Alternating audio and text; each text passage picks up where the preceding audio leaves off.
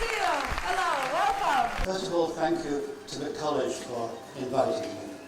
And also thank you to Oxford University Press for bringing me here, and Yetish. And Yetish and I are a team, and he's going to be doing my slides with me. So thank you to both. Yes, I've been working in schools, in your schools here, in Istanbul this week, and also in Izmir. And Yetish thought I should really show you all my bag. This is my story bag. And in my story bag, I've got my story jackets, which I was using only yesterday. Perhaps you'd like to see them as well. 2 jackets. It doesn't look much of a jacket, does it?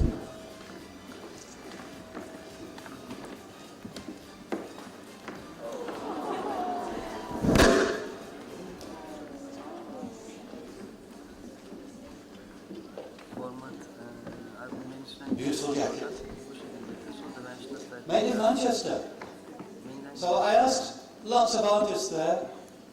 When I was in Manchester for many years, I was actually principal lecturer in art and design, not language teaching at all. And I asked lots of artists to help me to make this story jacket. But one of them said, can I make your jacket all by myself?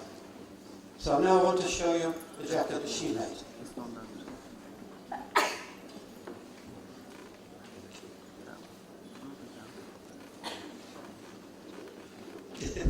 Doesn't look much either. Children love this coming out of the jacket.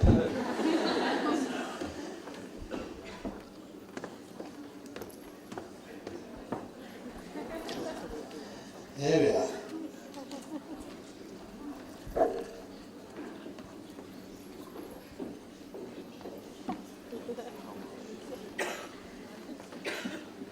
There we are. And perhaps I should put on my story hat as well. Now, what time is it? Oh, 20 past 10. I haven't given the crocodile its breakfast yet.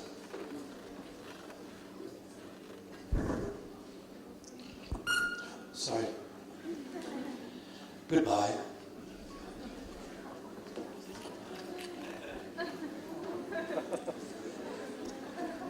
Don't worry too much, because the crocodile doesn't actually eat the little bird. It just sucks it. And that's why he doesn't have any feathers on it. If a crocodile sucked you twice a day, you wouldn't have any feathers on you either. I've got my pet cat with me. It's a very exciting time. Can you hear her? It's a very worrying moment for me, because I think she's going to have babies very, very soon. Oh, yes, could you... Yes, please come, and I think she's going to have babies very soon. I don't know if you've ever done this before, but... Yes, please. Yes.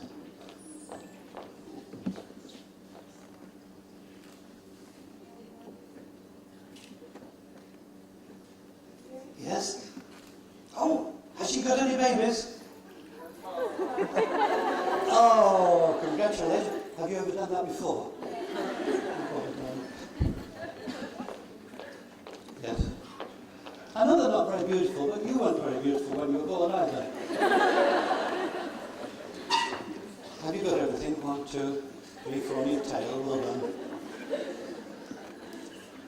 I showed these 2 little cats to some children in Hungary, where I live now.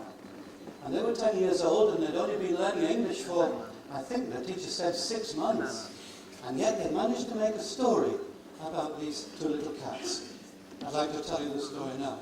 You'll recognize it's very much from first year English. Here's their story. There were 2 little cats. The 2 little cats are in a forest. It's a big forest. And they are in the middle of the big forest. It's the middle of the night. 12 o'clock. The 2 little cats are frightened. There are 12 big wolves. Several hundred big wolves.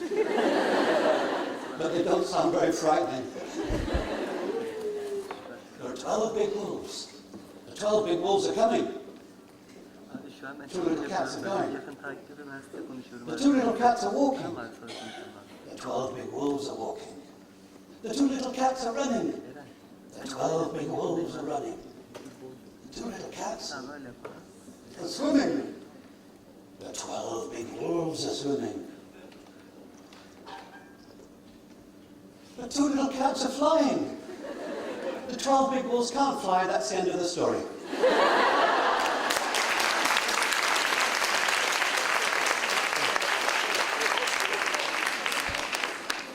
And it's really not my story. I'm so happy to give the story from the children to you. Isn't it marvellous what children can do with almost no English? And we mustn't forget that in this world of IT. Still now, if you give children just a few cardboard boxes, the cardboard boxes become houses and ships and caves and houses and what have you. That is what children are. We mustn't forget that.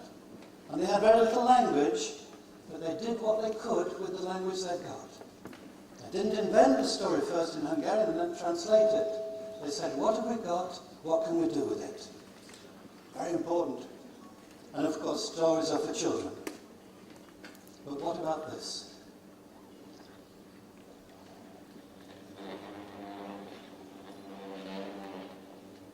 Stories for children only? What an incredible thing to say. Stories we bring you today and the world you will live in tomorrow. And they really, really mean it. And how do they begin the news on CNN and BBC? Usually with some reference to stories like the top stories today are. And then you might say, oh, come on, Andrew, they don't mean stories. You mean stories is just a homonym. It's one word that means completely different things, like bark on a tree, and I think it's because I'm next to the loudspeaker. I think you're very nice. You know a homonym, bark on a tree and bark from a dog? You mean, when they say stories, they don't mean stories. Well, what do they mean? They mean stories. There are 1,000, million, billion different bits of information they could give you on the news. They select according to what you might find interesting. And then they might find a protagonist that can represent all the tragedy from the tsunami, the earthquake, and whatever. They tell you a story. We all need stories.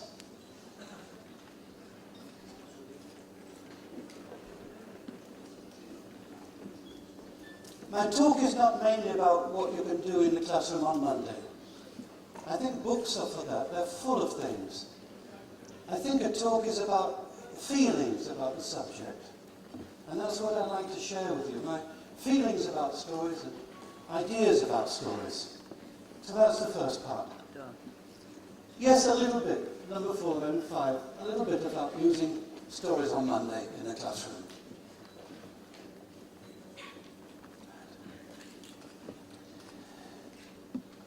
Yes. Maybe I should tell you one more story. Beatrice is telling me I should tell you one more story. The little white cat. Yes. All right. He wants his story. Once upon a time. And this story was told to me by a great storyteller in Britain called Duncan Williamson. He's now passed away. People believe that he knew 2,000 or 3,000 stories in his head. And this is the story that I remember him telling me especially to pass on to children. Once upon a time. Once upon a time, there was a little white cat. And the little white cat, she thought she was black. She thought she was black because, well, her mum and dad were black. And so she thought she was black. But she wasn't, she was white.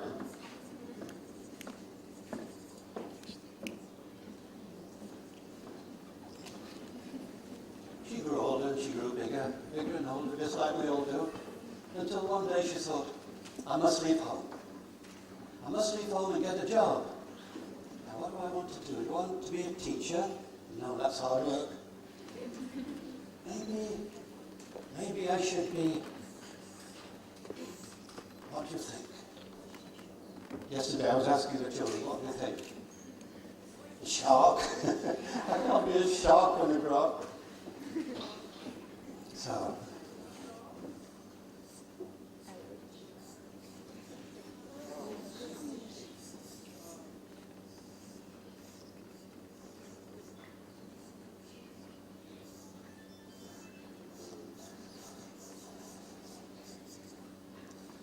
yes, she decided to be a witch's cat.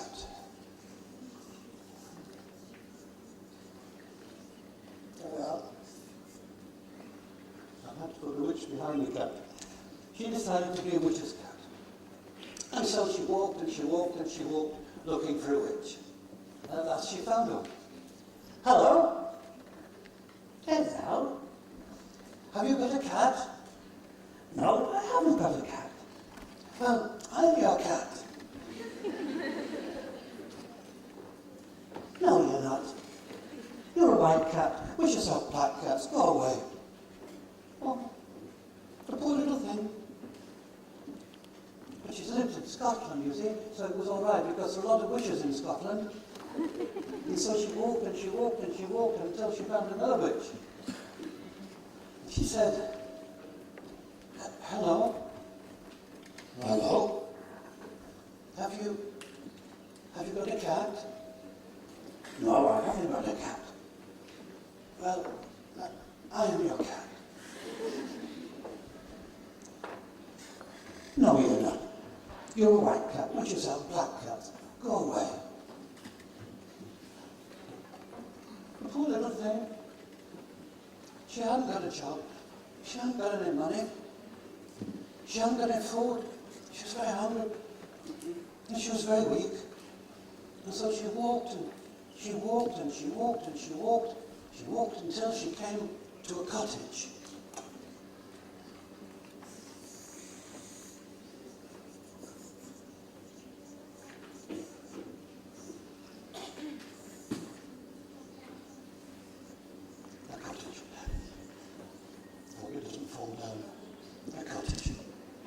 Sitting at the back of the cottage, there was a chimney sweep. A chimney sweep is a man who cleans the chimneys. And in Britain, the men who clean the chimneys go into the house with their brush, and they push it up the chimney, and all the black soot comes out. Well, he'd done his work and he was sitting there. He was having his lunch. And he saw the poor little cat coming on. Oh, you poor little thing. What's wrong with you? I haven't got a job. And I haven't got any money and I haven't got any food. I'm very hungry. Would you like a sandwich? Oh, yes, please. She ate the sandwich and she felt much better. And then she sat between the chimney sweep and a big bag of black soot.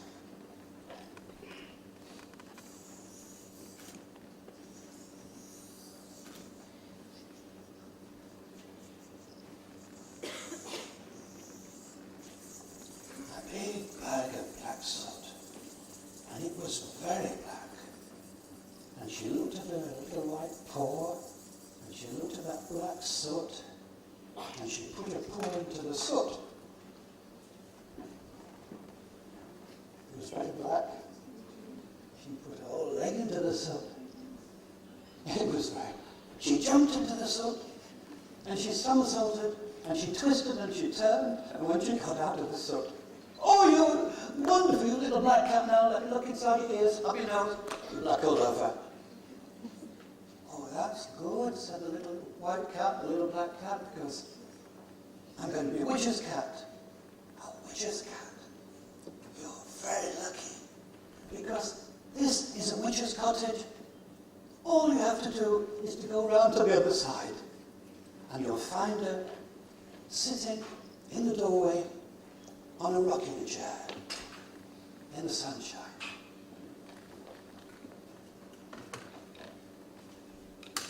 The little white cat went around the cottage, and there was the witch, sitting in the rocking chair in the sunshine. Hello? Hello? Have you got a cat? No, I haven't got a cat. Well, I'm your cat. Oh, jump on my knee. The little white cat jumped onto her knee, and the witch stroked her. Oh, you're a beautiful little cat. Lovely little cat. What a pity. I can't see you, but I'm blind. And I said to my friend Duncan, go on, Duncan, what happens next? He said, no, Andrew, that's the end of the story. But Duncan, it can't be the end of the story.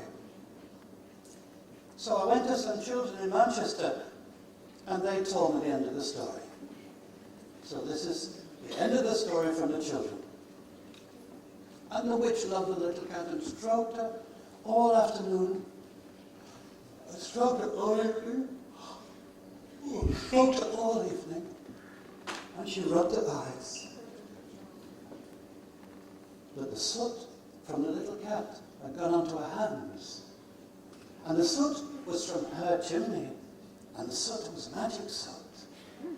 And when she rubbed it into her eyes, she could see again. But then the little cat turned and saw that she could see again.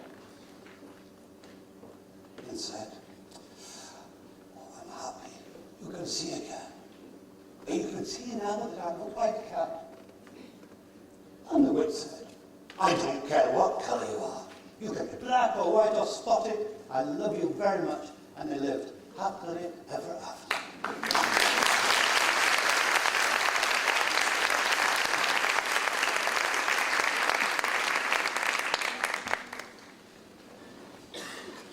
Thank you very much.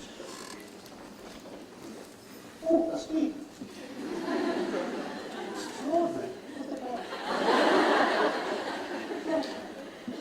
I've never seen the back of my head before. I've lived all these years and never seen the back of my head.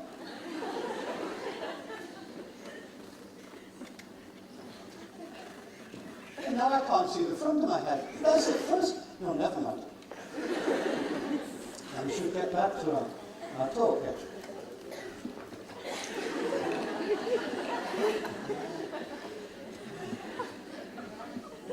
It's flying. Wait, isn't that wonderful with another image now? It's doing the same thing. It's waving its right arm as well. Trousers. Like, we should get on with the talk, but anyway, I'll just carry on with this until I need my next slide. Oh, there we are. Thank you. The stars. I've asked myself again and again, why do we need stories so much? I know we need stories for fun. I know we, not laugh and so on. And I know we need stories to try out things that we've never tried before. Lots of good reasons for stories. But I keep digging around in my own head, why do we need stories so much? This is my idea. You decide if it's right for you. I think we need stories because stories are a path of sense to walk on. This is our Milky Way. I understand that there are 2 billion stars in the Milky Way, in our galaxy. And if you were to go beyond our galaxy, there would be more galaxies. So many, many things, it's impossible. And if you try to find refuge in a microscope, it's the same that way. Maybe we need stories because of infinite complexity. Now, this is where mothers come in useful. I think my mum's next. Yes, my mum. I painted this picture of my mum some years ago now.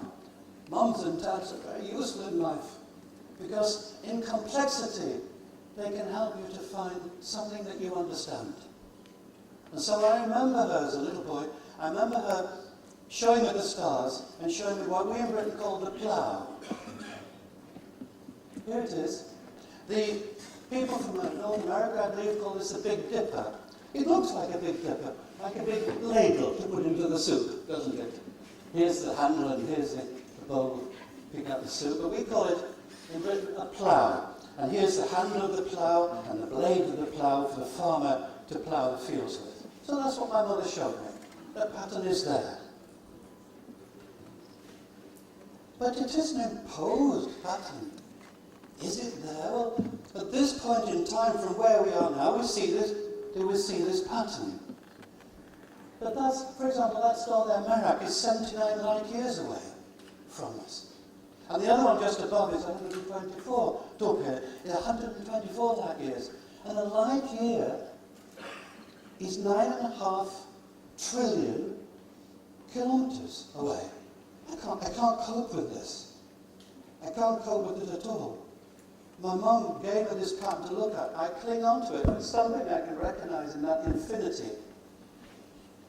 Just to give you an idea of what other stories can be found in the Northern Hemisphere.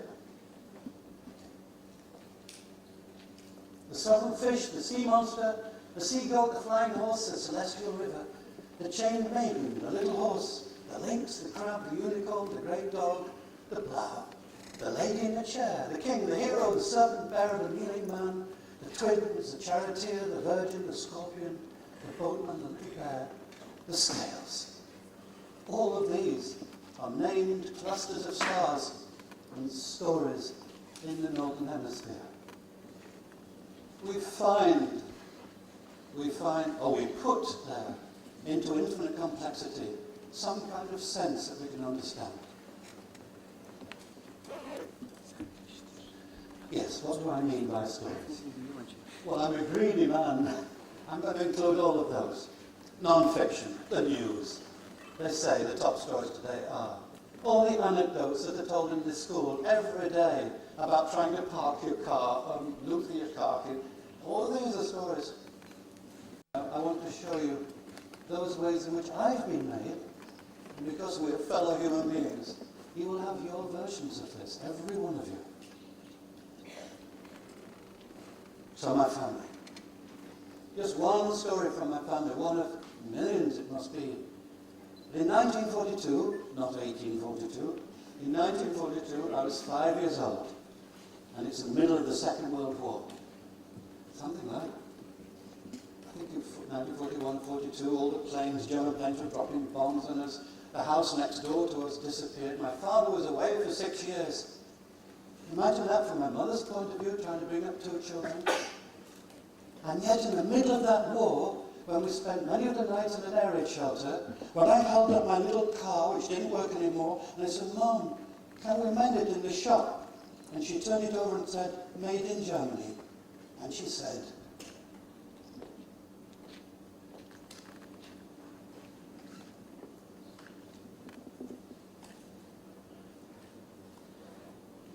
in every story, there are values, perceptions, and behaviors. And every one of those make us who we are. You have your equivalent to this.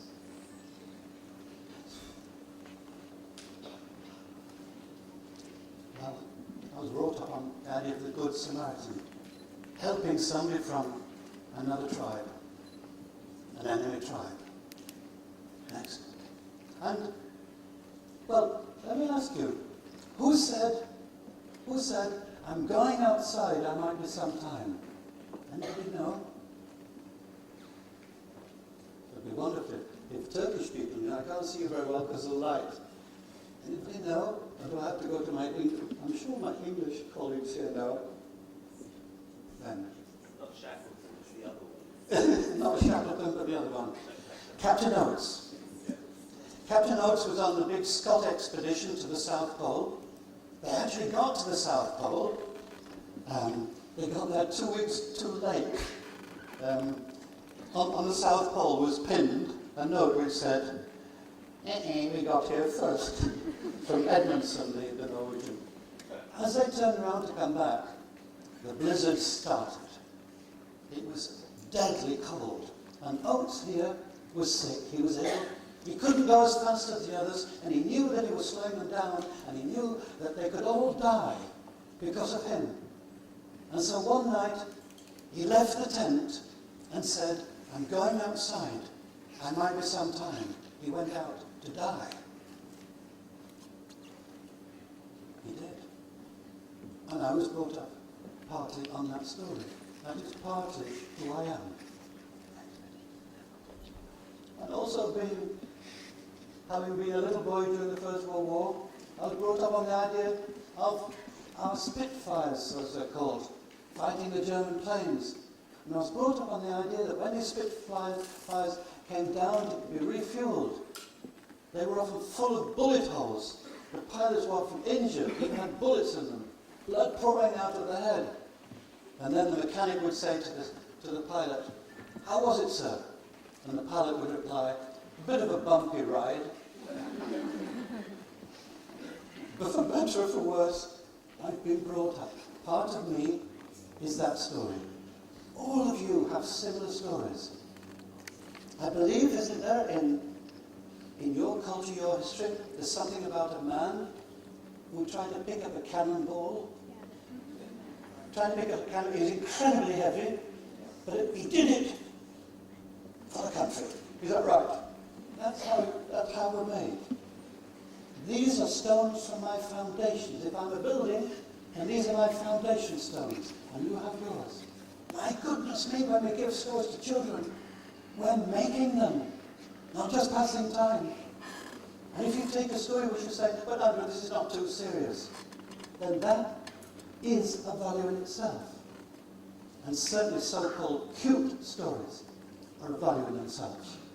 Bringing up the children to believe that cuteness is a value which has worth, which will help them to sort out life. My goodness, are we in a responsible position? We're making them, brick by brick, together with other people, and together with our own choice, of course. This is big business. Stories are not just for passing the time. Now, I'm going to just touch on it for a moment. Non-verbal storytelling. It's bigger problems than verbal storytelling. Non-verbal. What did the designer intend with the letter M there? I wish this were a workshop and we could be brainstorming this, but do you mind if I just summarise what I guess? He wanted a big informal M, so you feel at home. You don't need to worry about being too polite and so on. You go in and you have a good meal, yellow colour, bright yellow, honest, healthy, and all the rest of it. I think that's, and rounded, no angularity. He's telling us a story through typography. Everything here for me is storytelling. Every single thing. The ties we wear, the glasses we wear, the cars we drive, our haircuts, everything is storytelling. There's nothing that isn't. And Rolls-Royce, what a contrast. Letters, yes, but the language arts, the non-verbal language arts, going with words, mean that we never receive words as solo instruments. They're always, as part of a duet, always part of chamber music, always part of orchestration. You cannot experience a word unless it's spoken. And the moment it's spoken, your voice is the other language art which is going with it. And if it's written, the typographical arts and the graphic arts. Gosh, next please. You won't be able to read this, all of it, because of time. Just have a look through and tell me, if you can, who wrote it and for whom.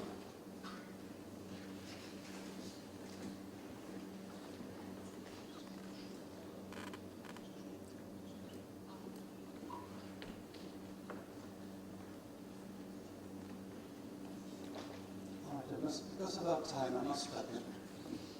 Does anybody know who wrote this story and who was it intended for? It was about a month ago when this story came out. All right. Very important for me to show you this slide because this is a school and you're concerned with children. You might well think the story is only for children. What about CNN? But this is just a taste from the world of big business. Nokia. Nokia, as a company, is still the biggest producer, I believe, of telephones, mobile phones. But 2 or 3 years ago, Apple began to take over the top of the market. And Chinese producers took over the bottom of the market. In the last 3 years, they've lost 25% of their business. In desperation, they got a new CEO, Chief Executive Officer, from Microsoft, called Steve İhlas. And he decided he would have to tell all the Nokia employees there would have to be big changes. What would you do if you were responsible for a big business like that? Or if you think of business people, what do you think they would do? I mean, what I would think would be, well, I would send a memo out and it would give all the facts and figures and maybe some graphs to show the fall, the decline of profits. Doesn't that seem reasonable? What this top businessman did, he chose to tell them a story. This is the first page of a 6-page document, which I found in the Wall Street Journal on the very day it was sent out to all the employees. He chose to tell them a story. Business people know that facts and figures are for the head. But if you want to move people, you must tell them stories. And do we have to have one or the other? If we have 2 legs, why hop? So business people are using facts and figures and very, very much using stories. I know you're not teaching business people. I am at the moment in Hungary where I live. I've got bankers. Let me give you one story just a quick story, to show you how I'm using stories with bankers. In February the 5th, Wolverhampton Wanderers, bottom of the Premier League football team, went to play Manchester United, the top of the Premier League. They hadn't lost a match, I think it was 22 matches. Wolverhampton Wanderers won 2-1. It's amazing. And so I said to one of my bankers, who has 123 branches he's responsible for, I said, could you use the story of that football match? And he said, yes, I'm going to use it this week. Because this week we've got our quarterly meeting. I meet the 123 branch managers, and they're given all their performance ratings on a range from 1 to 10. And every time I do this, I'm depressed, because the ones who always get 10 are so complacent. We always get 10. And the ones who always get 3 or 4 go out feeling terrible.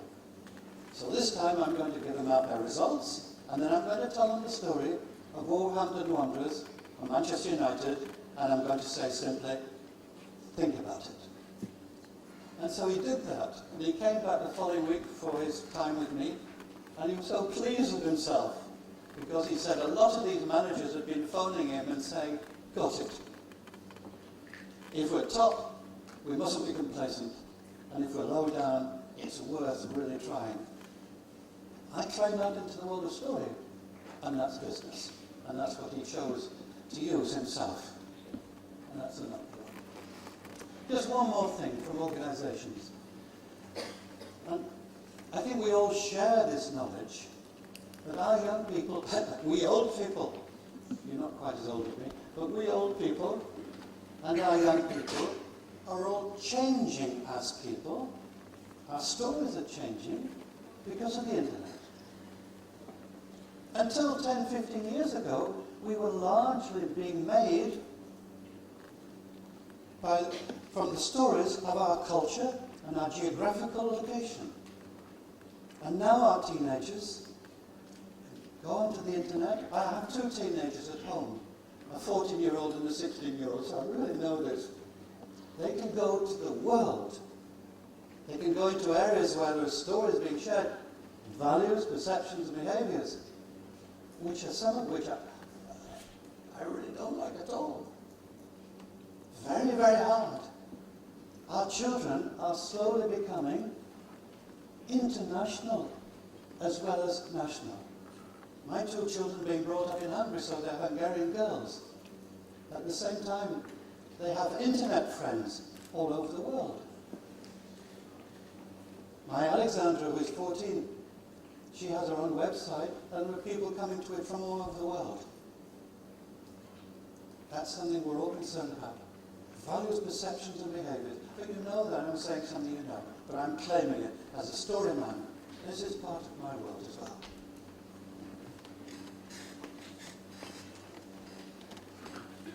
By the way, I didn't check how long. How long have I got?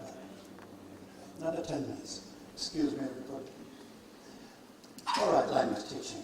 If stories are so central, if we need them so much, there can be nothing more motivating than stories. So that must be powerful already. And yes, we can have stories being told non-verbally, the Sistine Chapel ceiling, but still, stories are very, very often made of words.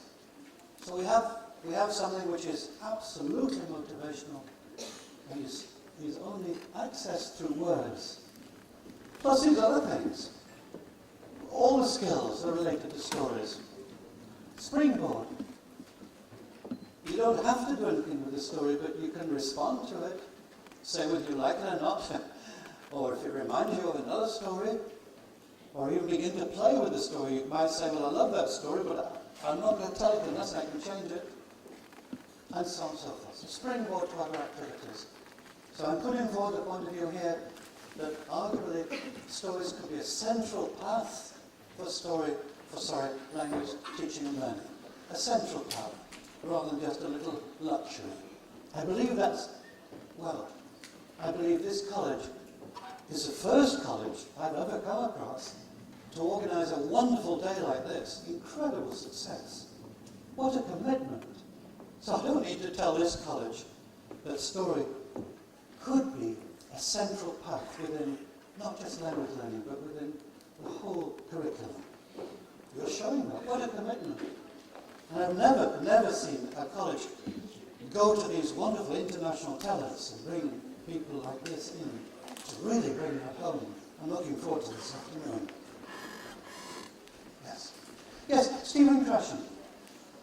Stephen Krashen, you may know, is a linguist, a researcher, and most of his work in his life has been on the power of what he calls sustained silent reading.